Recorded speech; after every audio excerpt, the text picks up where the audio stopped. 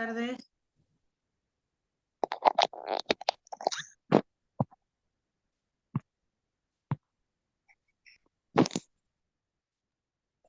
Hola, buenas noches, profesora. ¿Qué tal? Qué gusto. Vamos a esperar un minutito más a ver si alguno de tus compañeros entra a conectarse. Está bien, gracias.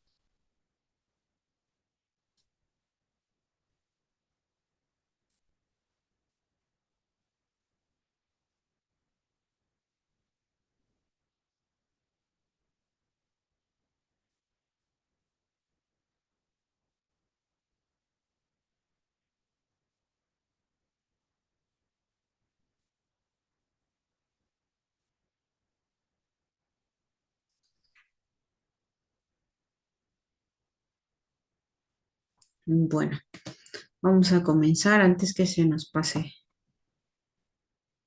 nuestro tiempo correspondiente.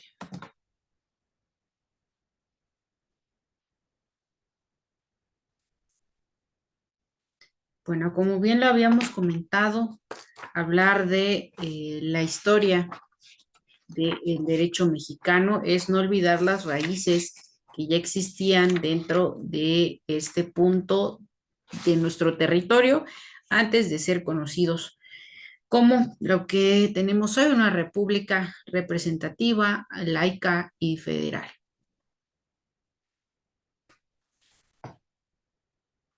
Vamos a tener presente que el derecho es más que una manifestación cultural de una sociedad, que también lo es, ya que supera a la sociedad misma. Y pues es quien da la forma, a veces adelantándose o a veces yendo a la saga del fenómeno social para reglamentarlo. Por ello, cualquier comunidad humana, fundándose en esto que es común el denominador de todos los sistemas jurídicos, va construyendo su propio y específico sistema, el cual siempre estará referido a una comunidad determinada, bien concreta y por otro tiempo igualmente determinado y concreto. Eso nos dice el autor José Luis Soberanes Fernández, quien también redactó un libro sobre historia del derecho mexicano.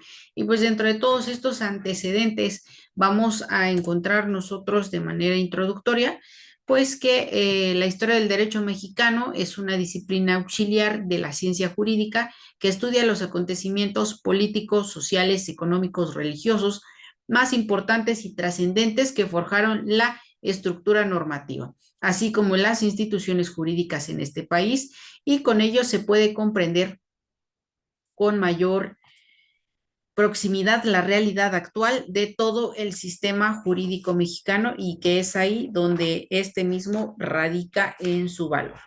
En el contenido que nosotros tratamos sobre la historia del derecho mexicano, pues aparte de encontrar el mundo indígena, ¿no?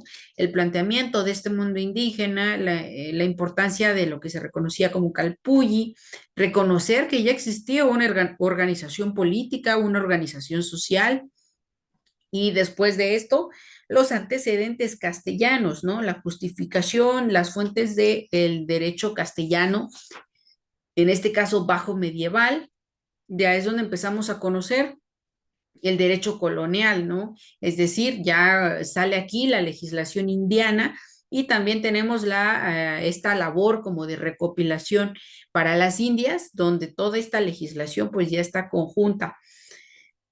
También tenemos aquí, después de la Constitución de Cádiz, el derecho y la independencia, es decir, nuestra Constitución de 1812. Y de acuerdo, pues ya empiezan los puntos como los antecedentes de la Ilustración, el liberalismo, el conservadurismo en México, el constitucionalismo mexicano, lo que se habla, ¿no? De las codificaciones, por ejemplo, la codificación decimónica en México, es decir, estas codificaciones civil en cuanto también las dictadura o la dictadura de Santa Ana, la codificación procesal, codificación mercantil, la legislación administrativa, pues del siglo XIX, el surgimiento del amparo también en México y por supuesto el surgimiento de los derechos sociales en cuanto a la justicia social. Asimismo, los temas a tratar van acordes a las diferentes etapas históricas en México, donde han acontecido sucesos importantes que provocaron fuertes cambios estructurales y que trascienden al mundo normativo. Se puede definir a la historia del derecho como una rama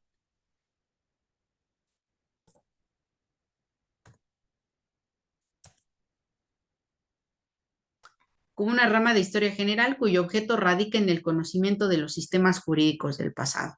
Los sistemas jurídicos del pasado, como hemos asentado, realmente son punto crucial de partida para todo lo que ha evolucionado en las normas jurídicas y, por supuesto, en todo lo que hoy conocemos como las fuentes del derecho, como son la ley, la jurisprudencia, la costumbre, los principios generales del derecho y la doctrina, quienes han venido ocupando todos estos eventos que son antecedentes de nuestra ciencia jurídica y la base de la misma. Y, por supuesto, tener en cuenta todas aquellas materias que se consolidan o que aportan o que auxilian en medida de la sociedad y las necesidades de la misma. Los hechos históricos más relevantes en México formaron los diferentes cuerpos jurídicos en distintos periodos y fueron los siguientes. Estos son los más relevantes que marcaron de cierta forma el derecho creado, ¿no? Desde los tiempos que nos antecedieron. Es decir, la época prehispánica, lo que hablamos sobre el derecho precortesiano, la conquista, la colonia, la independencia y la revolución. En la cultura prehispánica, respecto al derecho indígena, se sabe muy poco y solo se cuenta con 3 fuentes para conocer su cuerpo normativo.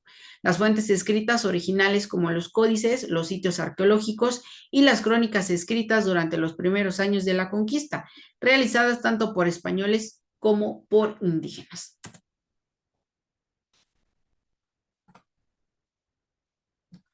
La base de la organización política, social y jurídica de esta cultura era el calpulli, que es la denominación náhuatl de pequeños grupos de población y cada uno de ellos contaba con su propia mitología, de donde se desprendía su naturaleza divina y su dios protector, quien legitimaba el dominio de tierra que ocupaban y labraban.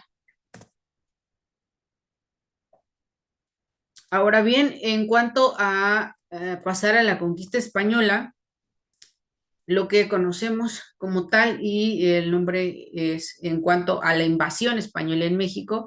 Desde este punto me gustaría citar también lo que significa el encuentro de 2 mundos, es decir, la penetración española en América y su justificación. El 17 de abril de 1492, en Santa Fe de la Vega de Granada, los reyes católicos y Cristóbal Colón lograron ponerse de acuerdo en los términos y condiciones mediante las cuales de este último llevaría a cabo su celebérrima empresa náutica.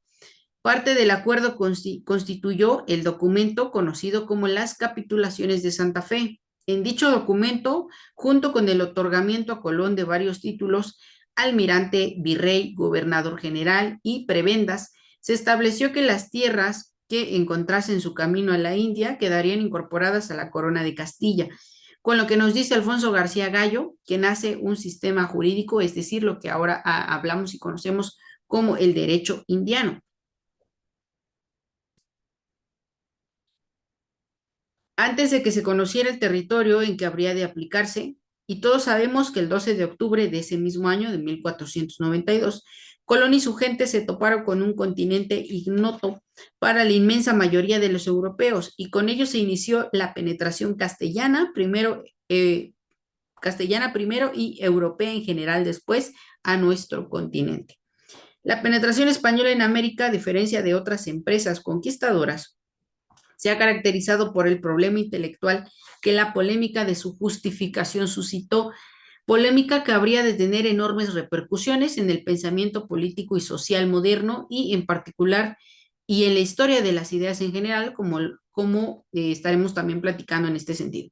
Se ha señalado tradicionalmente que el inicio de la polémica indiana fue el famoso sermón de Fray Antonio de Montesinos en la iglesia del Español el 14 de diciembre de 1511, en el cual recriminó a los colonos españoles el maltrato que inferían a los indígenas como si no fuesen humanos.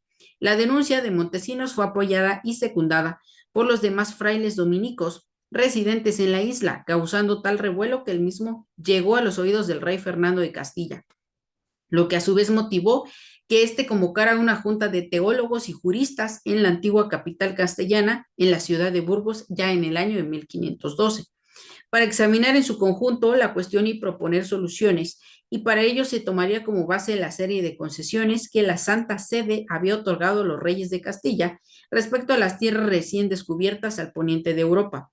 En efecto, desde un principio los reyes católicos habían acudido al Papa Alejandro VI con el objeto de pedirle, de acuerdo con la práctica jurídica internacional de la época, que con su autoridad legitimara su actuar en las tierras que recientemente había ganado Colón para la corona de Castilla, a lo que el romano pontífice accedió en 1493 en diversos documentos que se conocen comúnmente como letras alejandrinas. Y estas establecieron los derechos de los reyes de Castilla sobre las nuevas tierras descubiertas con la exigencia de realizar labores de evangelización. Estas labores de evangelización, recordemos que se instaura aquí la religión conocida y desde este punto ya es más importante y trascendente fue la opinión del maestro de Salamanca, el dominico Fray Francisco de Victoria, quien señaló que los indios antes de la llegada de los españoles ejercían un legítimo derecho de propiedad. El emperador no era señor universal ni el papa del señor temporal. Si los bárbaros no querían reconocer su dominio, no se les podía hacer la guerra por ello ni ocupar sus bienes, aunque se negaran a recibir la fe.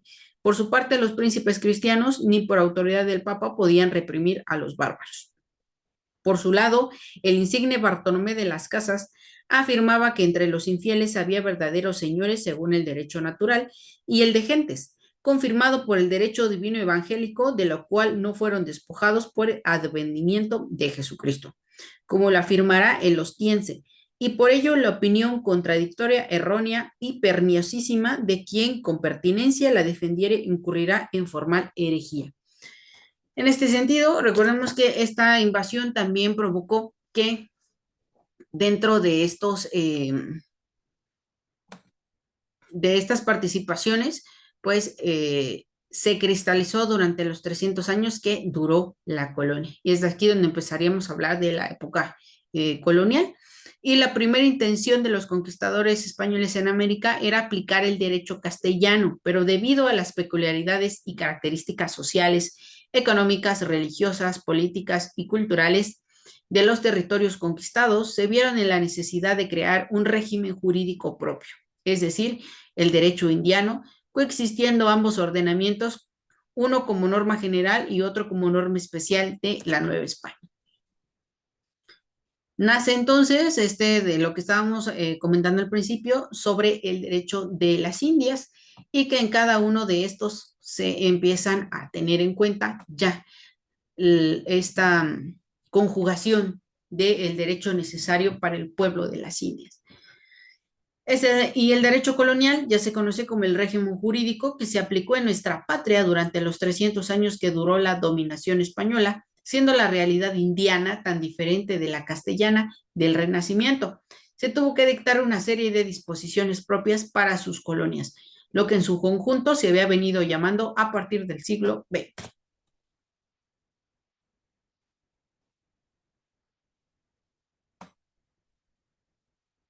Ahora bien, entramos a esta parte de la influencia del movimiento de independencia.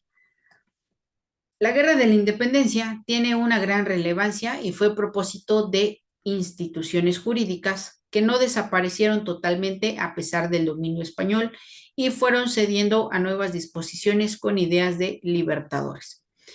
A falta de rey, los mexicanos vieron oportunidad de manifestar sus ideas y anhelos de libertad e independencia de la corona. Recordemos que España al momento de instaurarse ellos como una autoridad superior y por supuesto que se consideraban propietarios de la tierra de las Indias, que la habían llamado así, eh, existe ahora tanto un vínculo en este punto, tanto convencional, es decir, ya había explotación de materia prima en cuanto a nuestra nación y todo era llevado bajo la supervisión de la corona española. Entonces, todos estos saqueos, todos estos puntos que se presentan en nuestros pueblos originarios, por ejemplo, la caída de la ciudad de Tenochtitlan, pues ya todos estos regímenes conocidos antes y los pocos antecedentes históricos que tenemos de este derecho, por ejemplo, en materia fiscal, su derecho penal, su derecho civil, ¿no? Entre ellos, y su organización social, pues ya perdemos el punto de información concreto y se extiende estos 300 años que hablamos de la potestad de la corona española sobre lo que se conocía anteriormente como el pueblo de las Indias y empieza a provocar ya esta presión social de poder tener influencia en las distintas partes que se considera ahora poder actuar como como un estado o como pueblos que realmente necesitan la libertad. La independencia de México fue una oportunidad de cambio jurídico, como por ejemplo la abrogación de la esclavitud y de los títulos nobiliarios. Es decir, como veníamos dentro de una forma de monarquía, pues esta monarquía estaba implementada también en el territorio que se había extendido y por supuesto estos títulos nobiliarios carecían de límites en cuanto a los pobladores, por ejemplo, de la Nueva España. El 14 de septiembre de 1813, Morelos publicó el documento de Sentimientos de la Nación, con 22 artículos donde se proclama la independencia de América, la religión católica como única, la soberanía popular depositada en tres poderes, la concesión de empleos a americanos, la moderación de indigencia y opulencia, la ausencia de privilegios, la abolición de la esclavitud, la inviolabilidad del domicilio y la abolición de la tortura. Todos estos principios que ya reconocían esta parte humana en cuanto a los ciudadanos que pues ya pertenecían a una nación, da pauta a que pues se pueda salir del régimen de la Constitución de Cádiz y pasamos a esta parte de la Constitución de 1824.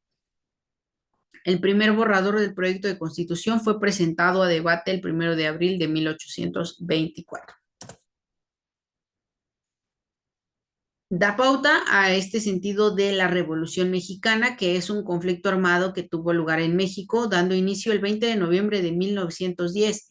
Históricamente suele ser referido como el acontecimiento político y social más importante del siglo XX en México. Durante este acontecimiento se pudieron observar diversos tipos de cambios en el sistema mexicano de derecho, especialmente porque fue un movimiento que revolucionó al sistema completo y con esto abolir las dictaduras.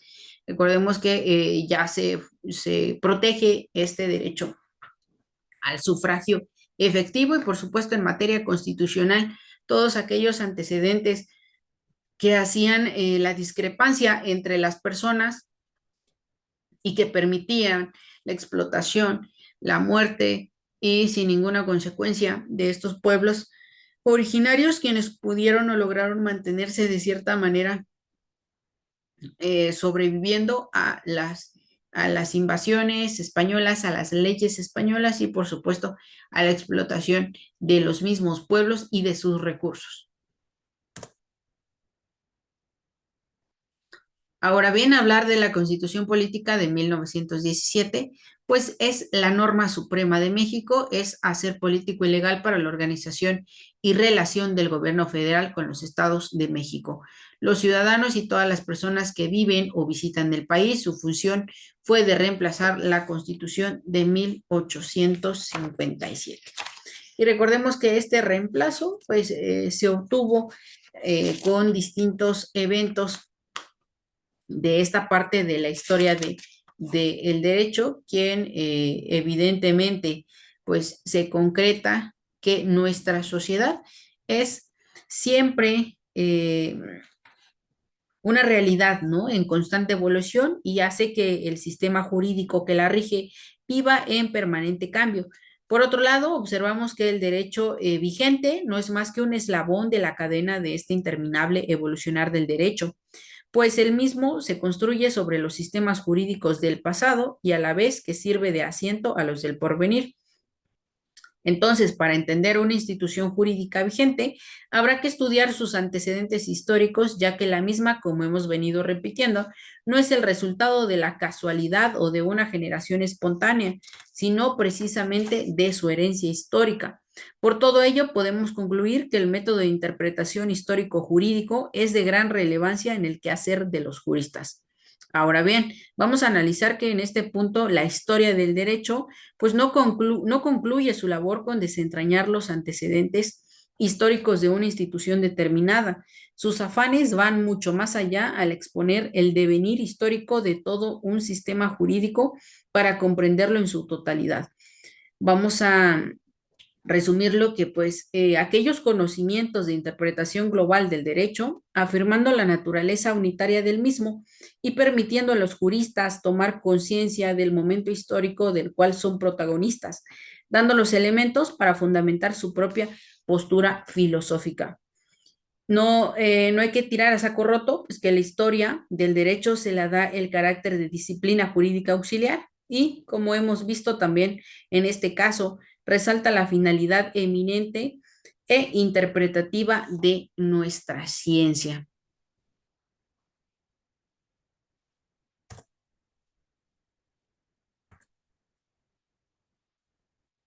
En alguna parte de nuestra bibliografía.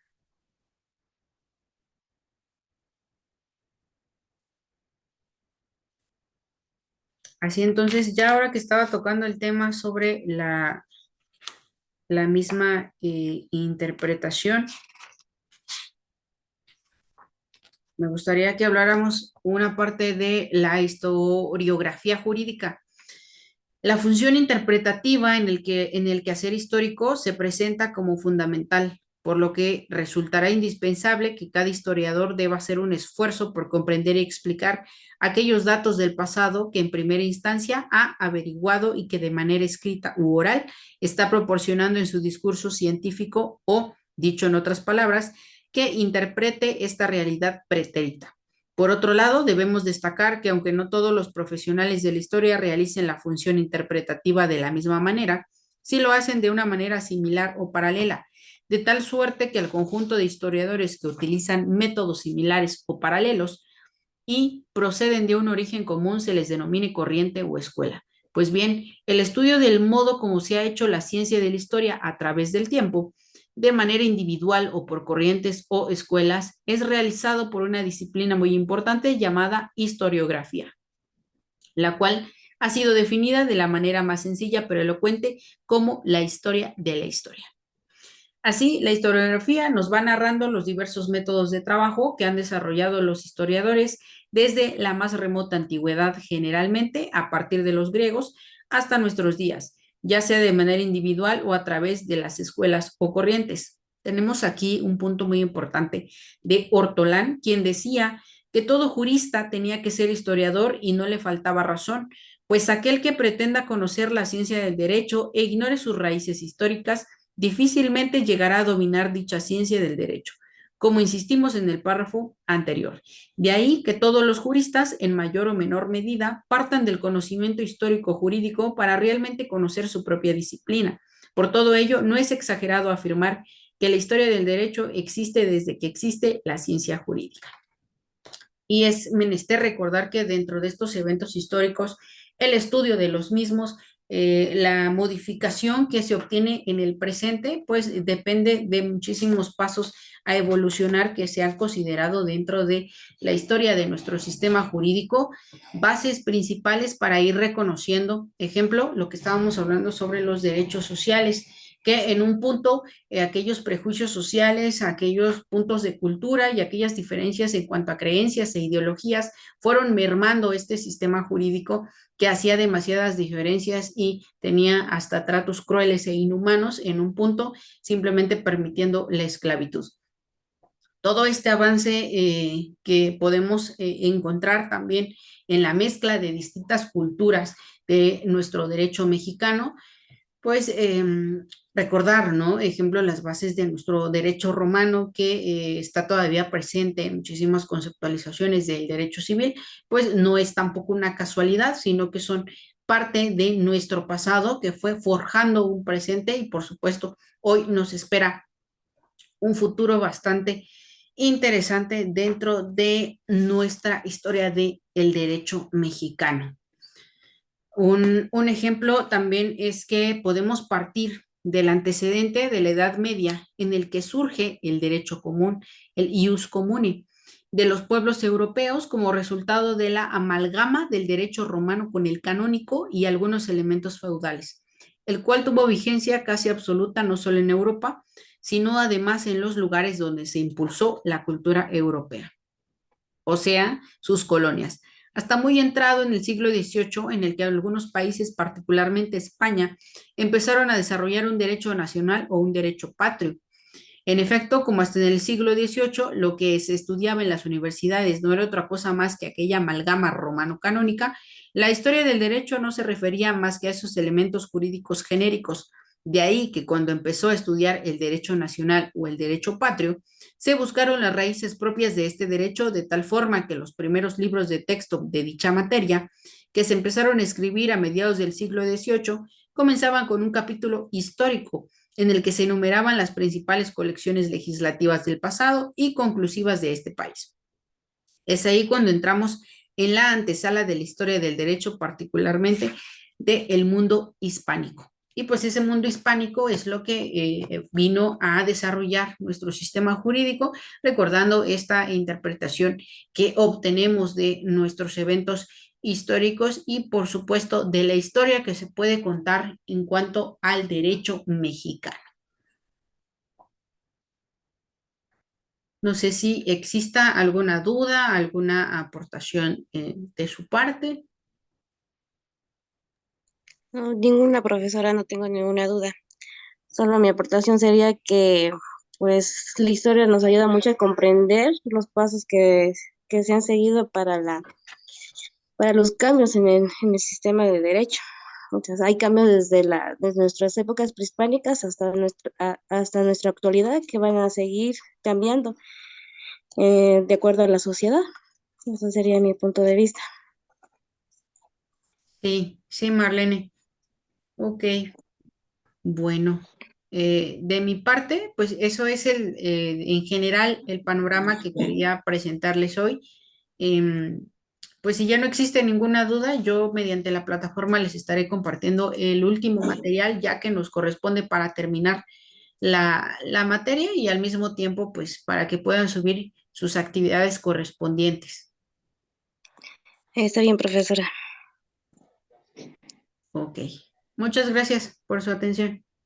Gracias.